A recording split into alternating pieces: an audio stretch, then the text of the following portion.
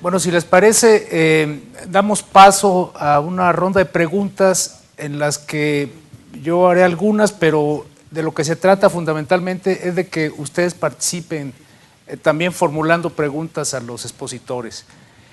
Y con ustedes me gustaría comenzar esta ronda con el planteamiento que hace el profesor Quirola. A mí como titular periodístico me parece muy acertado un titular que diga, por ejemplo, el verdadero conflicto vendrá en el posconflicto, ¿sí? En ese sentido, ¿qué piensan ustedes sobre este planteamiento? ¿Están de acuerdo con esta exposición que hace el profesor? Doctora Constanza, primero las damas. Gracias.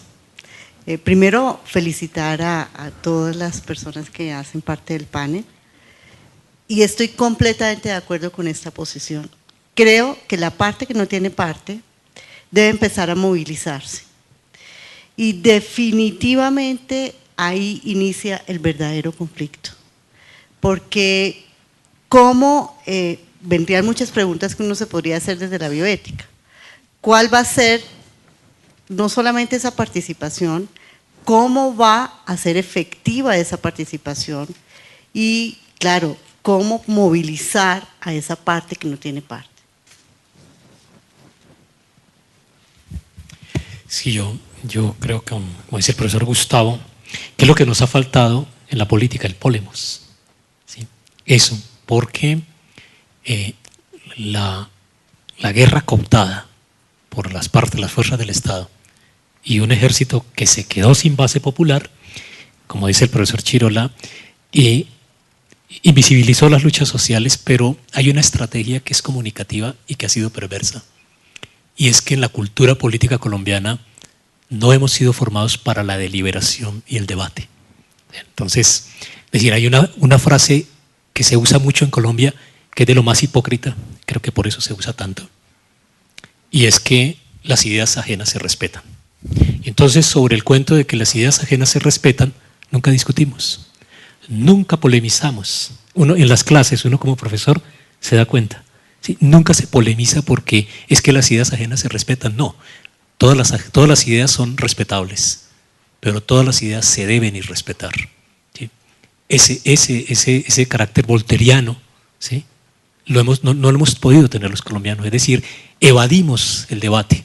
Y como planteaba el profesor, muy hábilmente el establecimiento se aprovechó de ese carácter de la política para excluir el debate, el polemos, y me parece que lo que viene es eso, el polemos, es con lo que yo cerraba la intervención mía, es dejar de vernos como enemigos para vernos como adversarios en esos terrenos donde de verdad está el conflicto.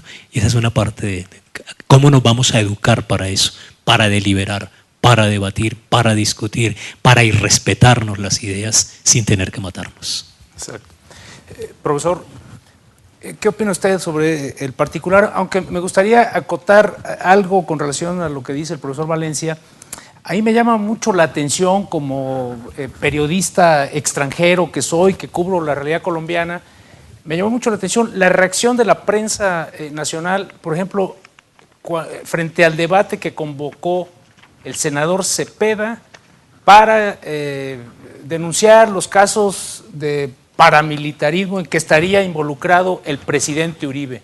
Fue un debate muy intenso que consumió más de 12 horas en el Congreso, se dijeron cosas fuertes, en algunas ocasiones el debate salió de tono, pero la prensa colombiana, en lugar de reaccionar aplaudiendo que este tipo de discusiones se den en un marco institucional y democrático, se mostró escandalizada del tono que había adquirido el debate. Entonces, creo que eso va un poco en el sentido en que lo planteaba el profesor Valencia, ¿no? Que quizá hace falta también un proceso de cultura política que acompañe al posconflicto, ¿no? Profesor.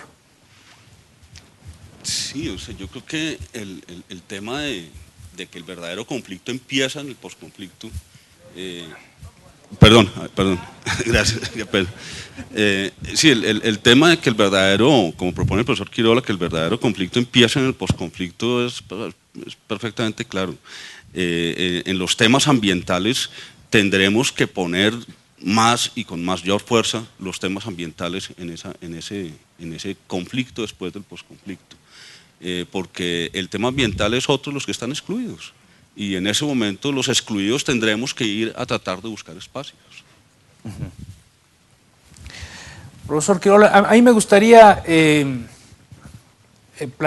iniciar con usted una pregunta en la que también me gustaría que participaran todos.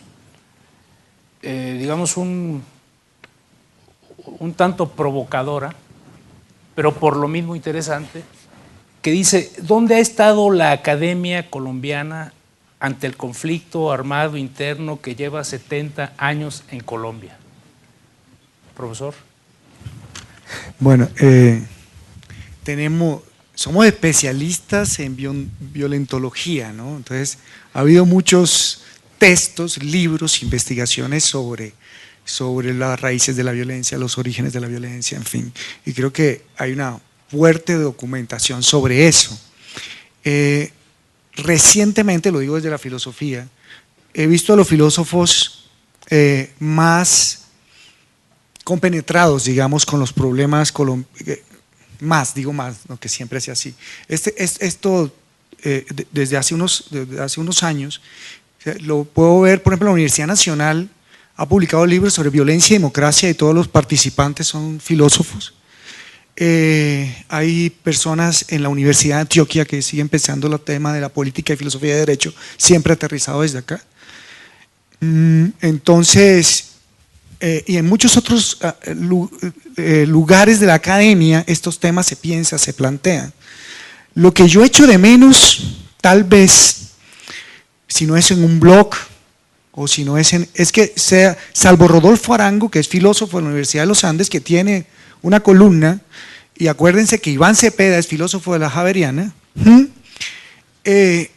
salvo ellos, digamos, creo que todos estos trabajos que hoy se están haciendo sobre, como nuestro acá también, sobre este tipo de reflexiones sobre, no sé, la ciencia, creo que las ciencias sociales tienen más injerencia que otros tipos de académicos sobre que este tipo de debates tenga alguna repercusión más amplia que en esta sala, digamos así. Eso es una gran reflexión que uno debería hacerse. Yo diría tres cosas. Una, con un ejemplo que creo que ilustra bastante bien lo que nos pasa. Cuando tenemos un documento académico que queremos publicar y cuando queremos enseñar algo, generalmente recurrimos a autores extranjeros. Cuando hay problemas sociales que queremos abordar, generalmente lo hacemos con problemas de otros lugares. Creo que ese es un problema muy serio. Y siento que ahí hay mucho por hacer. Y eso nos aterriza a nuestra realidad. Yo, cuando escuché por primera vez a Santiago, le confesé que vivía en una burbuja y que me costaba trabajo dar el paso. Y ese sería el segundo factor, y es cómo hacer para atravesar esa tácita barrera que me he impuesto para llegar a los problemas sociales. La universidad tiene una proyección social que es ineludible, que la ha postergado y que ya es hora de empezar a trabajar en serio en ella. Pero cuando uno incluye problemas sociales, de ciencias sociales y humanas en las universidades, en esta universidad, por ejemplo, que tiene un enfoque desde sus comienzos donde lo social y lo cultural es fundamental, hay resistencias. Resistencias porque, lo decía Heidegger, estamos acostumbrados siempre a escuchar lo mismo y queremos seguir escuchando lo mismo. Y quizás cuando nos alejan de eso que nos da ciertas certezas, que son esa cotidianidad y esos problemas de nosotros las personas, pues ahí como que nos parece que no es tan académico. Entonces, son ejercicios que siento que ya es hora de que empiecen a trascender. Sí, es una pregunta, perdón, es una pregunta sí, tentadora, pues, como decías tú. Pero yo veo que muchos de los procesos emancipatorios y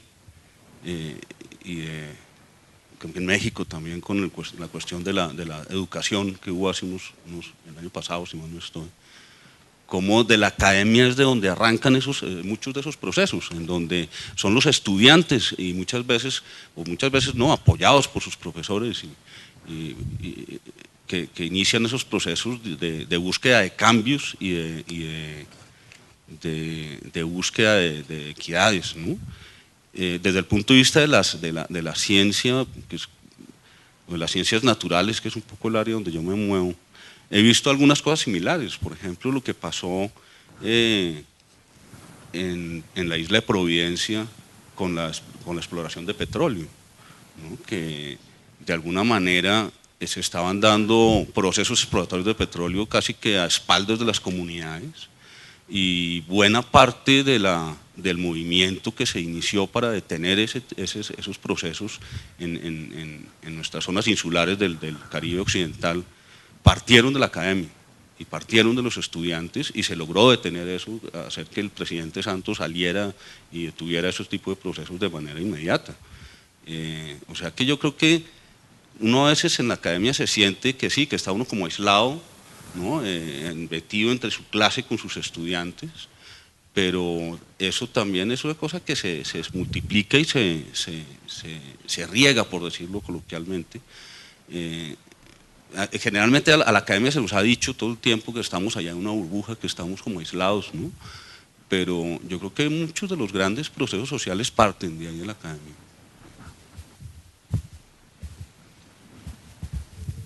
Sí, hay un aspecto que señalaba la profesora, y que no solamente de universidad sino de escuela. Yo además de esto trabajo con la Facultad de Educación de la Universidad Externada. Uno de los grandes problemas es la enseñanza de las ciencias sociales en Colombia. Es decir, eso se deterioró. Hoy las ciencias sociales en la educación básica sobre todo ronda es en los ejes problemáticos. Por ahí se deterioró. Ya la historia, la geografía, la política, la economía, poco. Entonces los bachilleres que uno recibe en la universidad tiene que hacerles el curso remedial de las ciencias sociales. Ahora viene el asunto, cómo la academia sí puede meterle país a la clase. Yo diría que es eso, ¿no? Es agenda país en la investigación, agenda país en la clase, agenda país en el desarrollo académico. Pero eso, ¿cómo es? Eso es no solamente traer los temas, sino ir allá. Es lo que es la comunicación, es ir a la apuesta de la escucha, de lo que hace la gente, ¿sí? En el común. Y esa es una tarea que sí nos obliga a romper un poco los muros de la universidad e ir a la apuesta de la escucha para meterle país, para meter agenda país en el desarrollo. Porque hay un aspecto que a mí que yo le escuché a Daniel Pecot hace unos años y que sigue siendo brutal, y lo puede subsanar la academia. Colombia es un país que se debate entre el silencio de los guerreros y la retórica de los políticos. Entonces, en el medio de eso, ¿qué queda? El discurso mediático lo acabamos de ver, no, queda la academia, ¿sí? Y pues afortunadamente a mí me tocó trabajar este tiempo en la Universidad Javeriana y estar cerca al programa de paz y desarrollo del Magdalena Medio, ¿sí? que ha liderado la universidad y que ha liderado la comunidad jesuita. La jesuítica nos ha permitido ir a cogerle el pulso al país, tomarle el pulso al país, pero creo que es más de voluntades de los académicos con los riesgos que eso implica. Yo les pongo solo ejemplo la situación del profesor Miguel Ángel Beltrán en la universidad. El riesgo de pensar el conflicto y de estudiarlo en un contexto. Son riesgos, pero hay que correrlos porque ¿para qué nos metimos en esto? Sí. Bueno, hay una pregunta del público que me parece pertinente, así como para poner a la academia a abordar problemas contingentes. Esa pregunta dice que si desde su perspectiva consideran que las FARC, después de 50 años de ostracismo político, de estar en la guerra, están preparadas para pasar al escenario político colombiano y participar en esto que el profesor Quirola llama el verdadero conflicto. Si quiere, profesor Líbano, comenzamos por usted.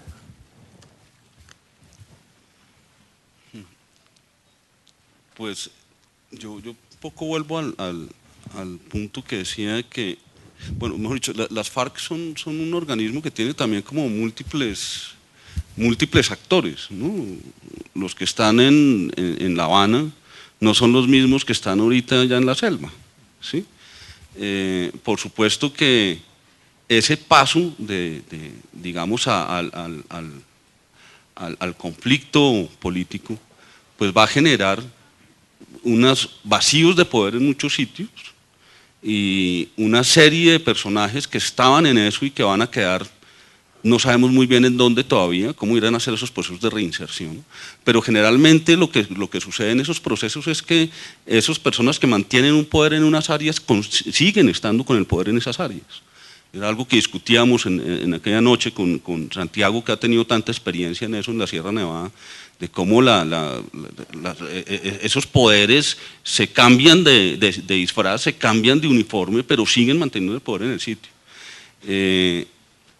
La pregunta es si están preparadas. Es una cosa que yo lo veo difícil, que eso sea una cuestión, digamos, general de los movimientos insurgentes, ¿no? Tal vez los cabecillas estarán preparados a sentarse en el Senado, pero ¿qué va a pasar con los guerrilleros? Esa es la pregunta.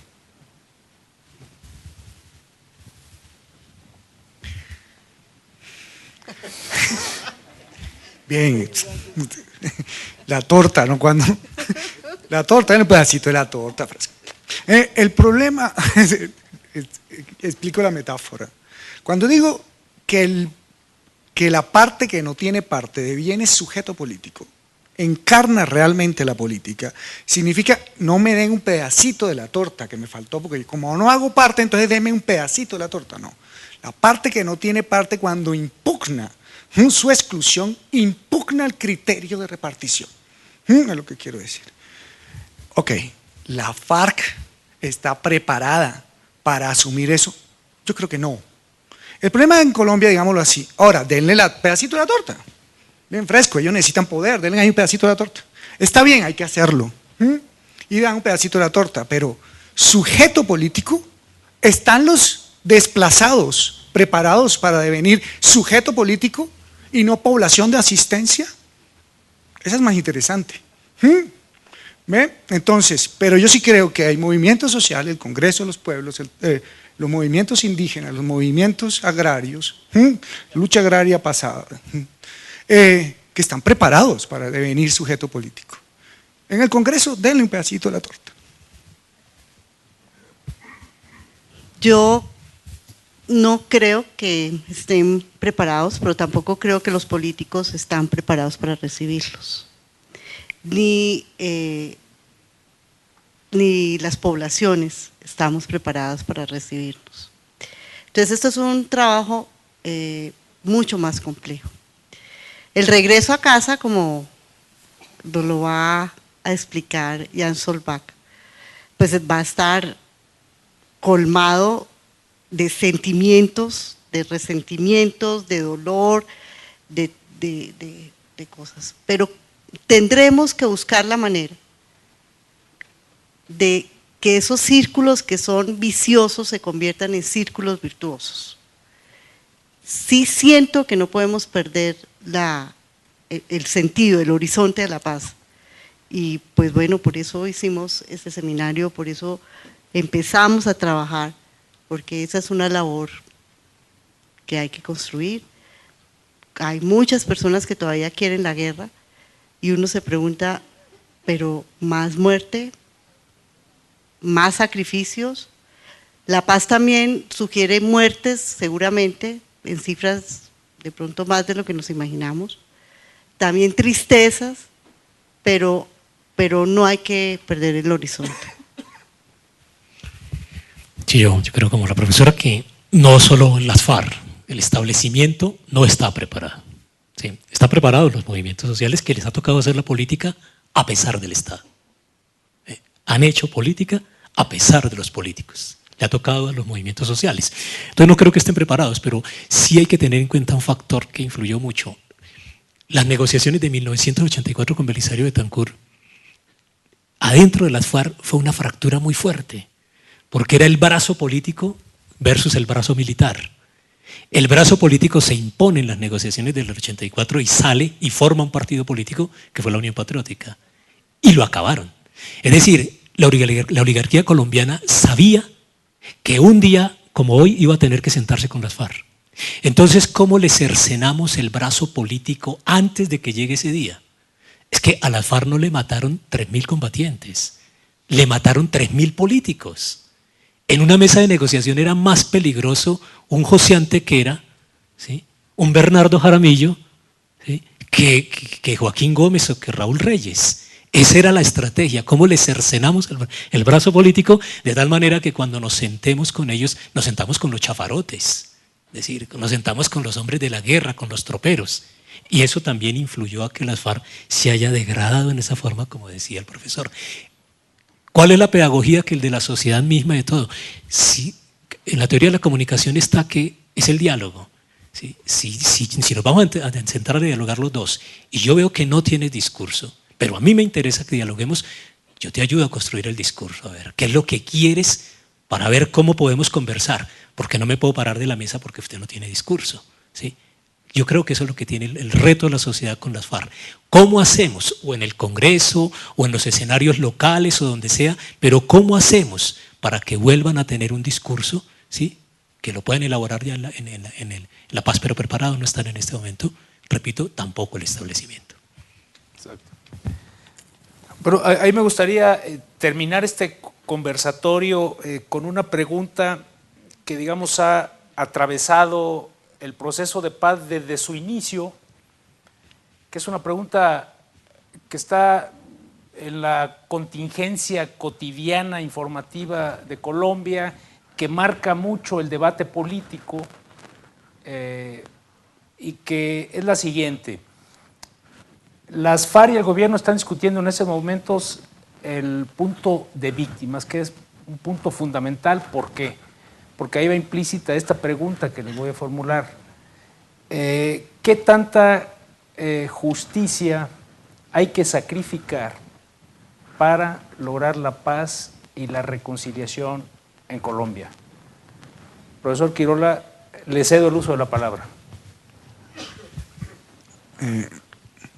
Después de la conferencia del profesor Javier Echevarría, creo que no puedo anotar nada más ahí. A ver, que son dos momentos, según lo entendí, ¿no? Quiero decir otra que tiene que ver también con la charla anterior del profesor. Es si la FARC quieren constituirse en políticos, en un movimiento político, tiene que reconfigurar sus fines, creo yo que es. Okay. Lo que ya se degradó tienen que reconfigurar sus fines, pero eso tiene que hacerlo en una articulación con toda la izquierda. Creo que también tiene que hacer su trabajo de autocrítica, autoexamen y bajarse. La izquierda para un poco de realismo, ¿no? Bajarse de la superioridad moral que siempre se asume, ¿no? El discurso, cuando uno los escucha, siempre está sintiendo que está hablando con un santo y que tiene una superioridad moral y que unos principios inquebrantables. Hay que bajarse de ahí, hay que aterrizar en los contextos, en las cosas que están pasando, en fin.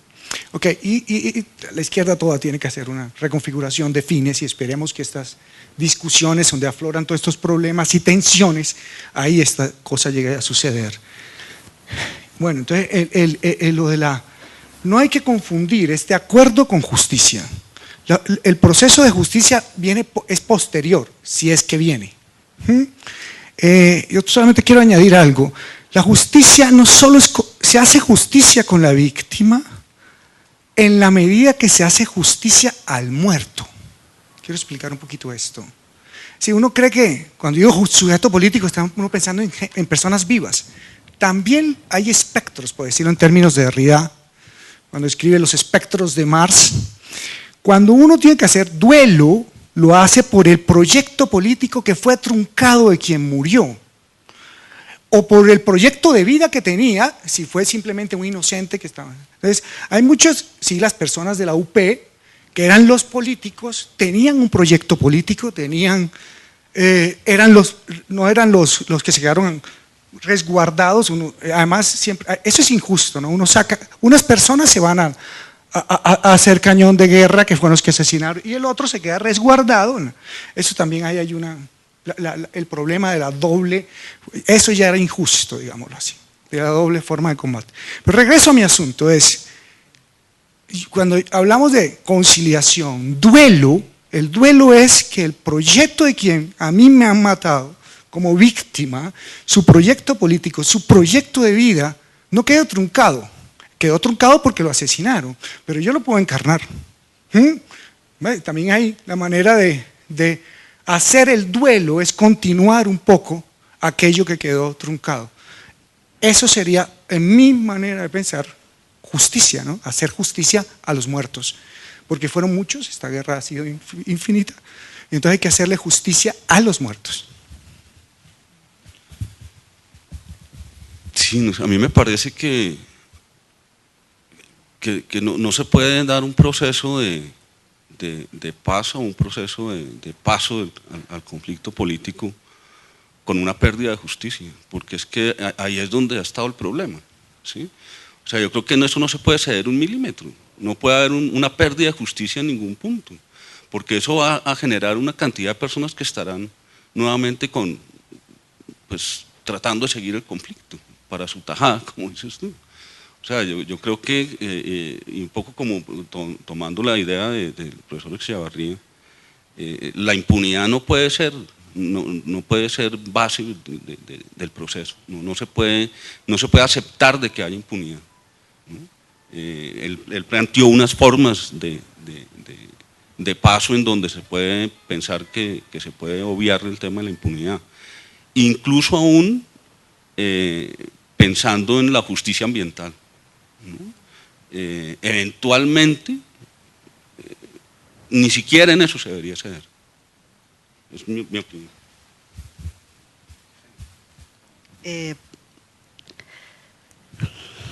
El concepto de justicia, a veces, en mi opinión, nos lleva erradamente a que es un equilibrio y que no se pierde nada.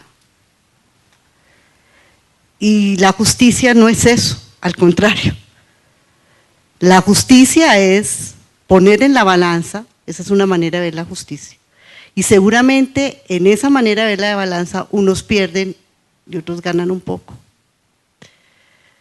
Es inevitable con el tema de la justicia transicional, estoy mostrando eso, de la balanza, esa metáfora, para ver que seguramente muchos nos vamos a sentir dolidos porque hay quienes de pronto no van a tener una pena que quisiéramos que deberían tener o creemos que deberían tener. Entonces, claro, eso va a ser esfuerzos, van a ser pérdidas, se van a recuperar cosas seguramente en el proceso. Lo que sí siento que hay que ganar es con respecto a esa desigualdad social. O sea, sigue la agenda abierta, inició el conflicto colombiano con esa deuda y como lo he escuchado hablar al presidente Santos, y es, haya o no haya acuerdo, es necesario en algún momento llevar a cabo esas agendas pendientes. Entonces, ese sí es para mí el tema de justicia central a trabajar. O sea, justicia social más que justicia penal, digamos. Sí. Sí, yo creo que primero que todo es que justicia no es venganza. Y nos toca como colombianos primero que todo sacar eso. Y segundo, yo recogía las palabras del profesor Echevarría y hay un aspecto importantísimo y es el de la verdad. ¿Sí? Y yo creo que eso satisface más que un carcelazo, la verdad. ¿Sí? Y ese va a ser un proceso. Yo estuve, en ese momento trabajaba con el colectivo de abogados José Alvear en el proceso de El Salvador, la comisión de la verdad. La parte más difícil, como decía el profesor Echeverría, es la verdad, lo que viene después. Cuénteme por qué me pasó, no me interesa ver al que mató a mi familiar o mi hijo en la cárcel, sino que me diga más por qué lo hizo, cuál fue la razón por qué lo hizo. Y en esa medida la sociedad irá a tener que hacer una catarsis. Como decía el profesor, la izquierda también tiene que hacer ese examen, ¿sí? Cuéntele a la sociedad por qué avaló esa combinación de todas las formas de lucha, ¿sí? Que llenó de muertos este país. Cuéntele al país y cuéntenselo y ponga la verdad, pero también la derecha le toca por qué practicó esa combinación de todas las formas de mafia, ¿sí? Porque las practicó y con eso hizo todo, se llevó por delante hasta el medio ambiente. En esa combinación de las formas de mafia se lleva hasta por delante todo eso. Cuéntelo, sáquelo, y ahí viene la tarea del periodismo. Si no lo cuentan, sáquelo usted, hágale el seguimiento honesto a eso para que la verdad aflore y podamos entonces no vengar, sino perdonar, reconciliar. En ese sentido, profesor, ¿cobra vigencia esto que ha planteado el comandante Pablo Catatumbo en La Habana, el delegado de las FARC, quien dice, yo estoy dispuesto a ir a la cárcel siempre y cuando el general Mora, que es su contraparte en la mesa, me acompañe en la celda? ¿Sí? Sí. Claro. O sea, cobra sentido, digamos, que el sentido de justicia es transversal a todos los actores. Claro, sí, aquí no, porque es que, por eso digo, el problema, ¿sí? El problema es el conflicto, no las FARC ni el ejército, esos son manifestaciones del conflicto. ¿Cuál fue el conflicto? Porque aquí el debate está centrado en justicia para las FARC. Para las FARC, ¿no? sí. Aquí, el resto, sí, aquí hubo otras cosas mucho más oscuras que estaban en el establecimiento. Profesor. Señalar algo, sí, pero se necesita la verdad también. La justicia podría significar, la palabra ahí no, digamos así, la justicia es reparación, pero en este caso la amnistía, digamos, implicaría que se diga la verdad de los hechos y a algunas personas se les pueden dar amnistía. Eso implicará dar amnistía también al terrorismo de Estado. Creo que sí. Yo sí quería resaltar un concepto que me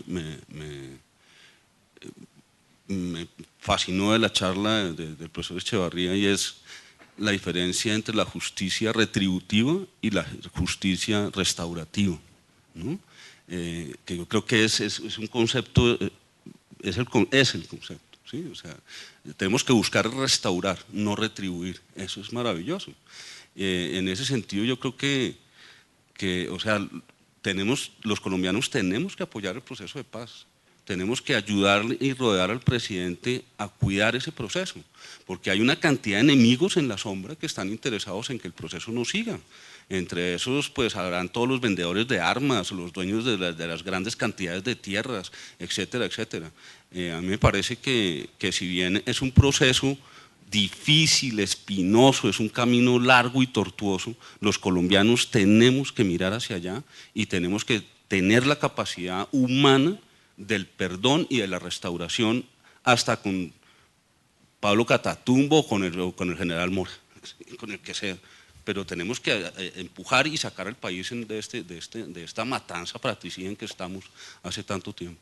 Pero en ese sentido también sería válido, como ha planteado, por ejemplo, el fiscal Montealegre, que los guerrilleros, ha dicho él, pudieran pagar con trabajo social sus crímenes.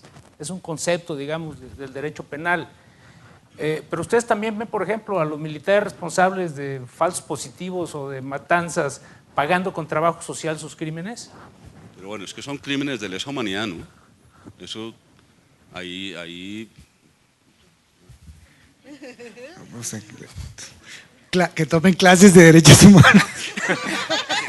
Derechos humanos.